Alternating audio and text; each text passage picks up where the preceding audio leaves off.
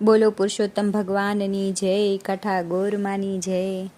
આજે આપણે પુરુષોત્તમ માસની કથાનો અધ્યાય 10મો દુર્વાસા મેઘાવતીનો સંવાદ વાંચીશું અને ત્યાર પછી 10મા દિવસની કથા વાર્તા ગંગા સ્નાનની કથા વાંચીશું। તો અધ્યાય 10મો શરૂ કરીએ। સૂત બોલ્યા, હે મુનિશ્રેષ્ઠો, નારદજીના પૂછવાથી ભગવાન નારાયણે જે જણાવ્યું હતું તે તમને કહું છું, તે સાંભળો।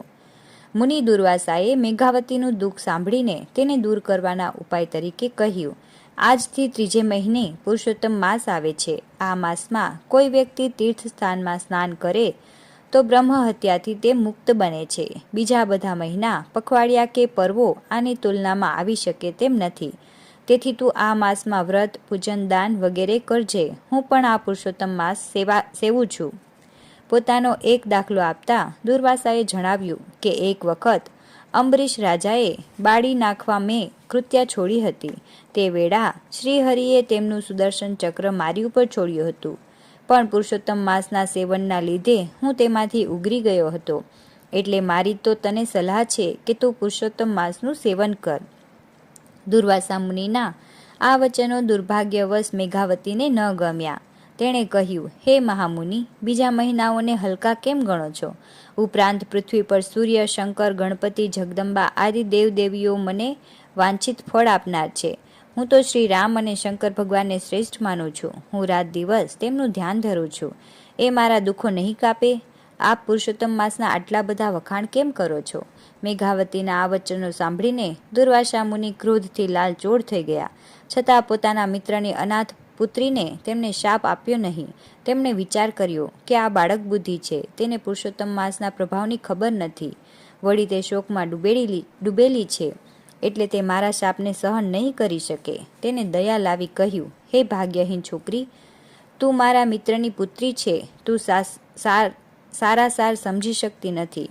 તેનું મને દુઃખ છે। તે પુરુષોત્તમ માસનો અનાદર કર્યો છે, તે ઠીક નથી કર્યું।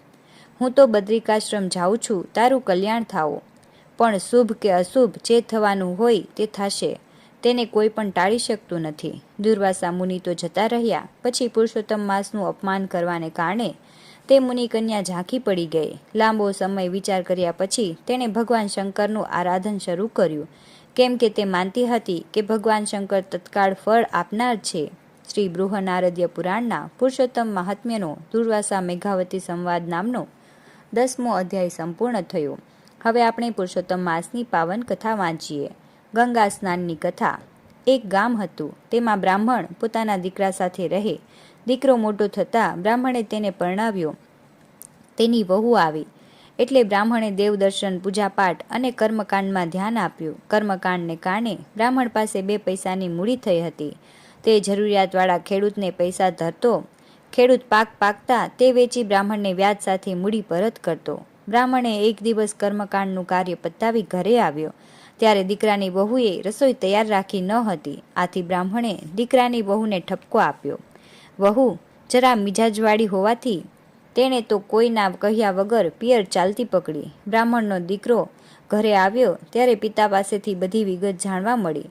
તેણે પણ થયું કે ભલે ગઈ તેના પિયર, 4 દિવસ રહી તે તેની મેળે અહીં આવી જશે। એમ કરતાં પુરુષોત્તમ માસ નજીક આવ્યો। બ્રાહ્મણે તેના દીકરાને કહ્યું, દીકરા, 2 દિવસ પછી પુરુષોત્તમ માસ ચાલુ થાય છે।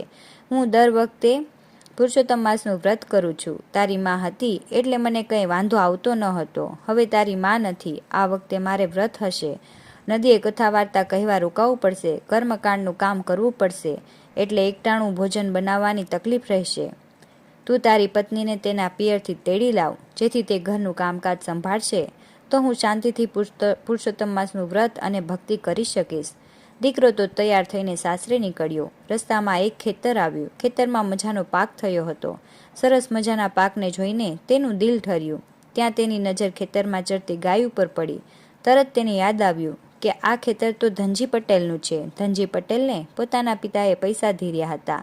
આ વાતની તેને ખબર હતી। ગાયને ચરતી જોઈ તે વિચાર કરવા લાગ્યો કે આ કોઈ ભટકેલ ગાય પેસી ગઈ હશે। રોજ આવીને આ મહામૂલો પાક ચરી જાય છે।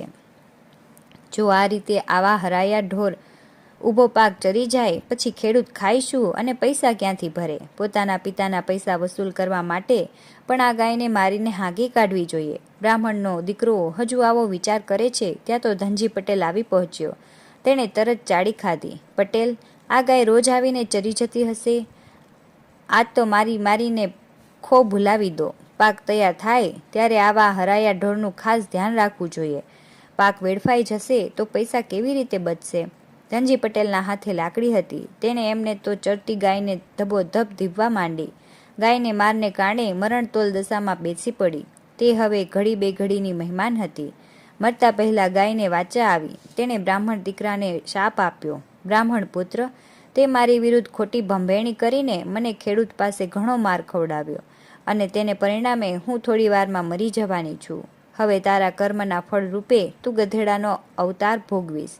આ શાપ સાંભળીને બ્રાહ્મણના દીકરાને પરસેવો વળી ગયો. તે ગભરાયો. આ તો ગાય માતાનો શાપ, કોઈ કાળે મિથ્યા ન જાય. તે તો ગાયના ચરણોમાં ઢળી પડ્યો અને ગરગરવા લાગ્યો. હે ગાય માતા, મારાથી અક્ષમ્ય અપરાધ થયો છે, મને ક્ષમા કરો. મારા પાપની સજા ભોગવવા હું તૈયાર છું, પણ આ શાપમાંથી ક્યારે અને કઈ રીતે મુક્ત થઈશ એટલું તો કહેતા જાઓ. ગાય બોલી, તું તારે સાસરે જઈશ ત્યારે તું ગધેડો બની જઈશ. હવે તારી વહુ તને ગધેડાના સ્વરૂપમાં અહીં લાવીને પુરુષોત્તમ માસની શરૂઆતથી માંડી છેલ્લા દિવસ સુધી રોજ સવારના ગંગા નદીમાં સ્નાન કરાવે, પોતે સ્નાન કરે અને તને ખવડાવીને એકટાણું કરે તો તેના પુણ્ય પ્રભાવે તું ગધેડામાંથી પાછો અસલ રૂપમાં આવી જઈશ. આટલું કહ્યા પછી ગાય તો મરી ગઈ. બ્રાહ્મણ પુત્ર ભાંગેલા પગે સાસરે ગયો. તેને ઢીલો જોઈ સાસરીવાળા પક્ષમાં રાજી થયા. તેઓએ માન્યું કે હવે કેવા ઢીલા થઈને તેડવા આવ્યા છે. બ્રાહ્મણ પુત્રે ગાયના બનાવની બધી વાત પોતાની પત્નીને કરી. તેનો સાપ અને તેમાંથી મુક્ત થવા કેમ થવાય તેનો ઉકેલ બધું જણાવ્યું. પછી તે તરત ગધેડો થઈ ગયો. વહુ ધર્મનિષ્ઠ હતી. એ ગધેડાને લઈને સાસરે આવી. પુરુષોત્તમ માસ શરૂ થતાં જ તે રોજ સવારે ગધેડાને લઈને ગંગા નદીમાં સ્નાન કરાવે, પછી પોતે સ્નાન કરી વાર્તા સાંભળે, ગધેડાને ખવડાવીને ખાય. લોકો આ બધું જોઈને ઠઠ મસ્કરી કરે, પણ વહુ તો એ ભલી અને એનું વ્રત ભલું. આવી રીતે રોજ વહુ ગધેડાને લઈને નદીએ જાય, તેને નવડાવે, પોતે નાહી લે. આ વાત ત્યાંના રાજાને કાને ગઈ. રાજાએ સિપાહીને મારફત ગધેડાને પકડી મંગાવ્યો. વહુ તો રડતી રડતી રાજા પાસે તેમના મહેલે ગઈ. રાજા ઝરૂખામાં ઊભા હતા. બહાર ગધેડો બાંધેલો હતો. વહુ તો ગધેડા પાસે ગઈ અને તેના શરીર ઉપર હાથ ફેરવવા લાગી.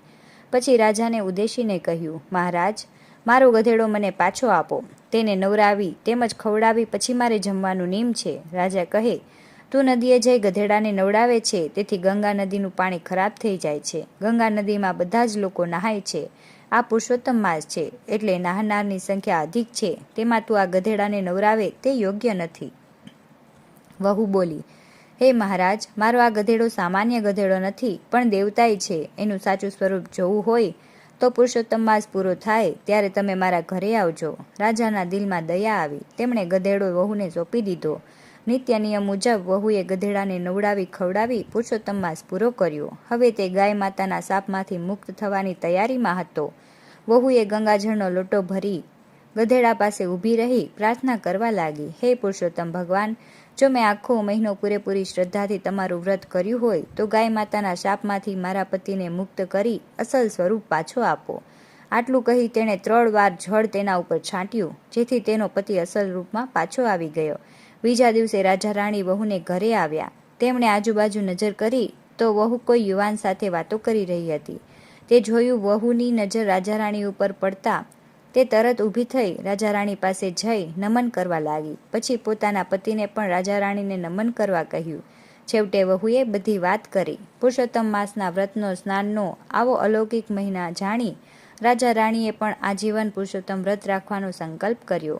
ગામ લોકોને પણ આ પ્રસંગ પછી પુરુષોત્તમ માસના વ્રત અંગે વધુ આસ્થા અને શ્રદ્ધા બેઠી. ગંગાજળ સમ જળ નહીં, જે પાપ બધાના ધોય, પતિતને પાવન કરે જે સ્નાન કરતા હોય. બોલો પુરુષોત્તમ ભગવાનની જય.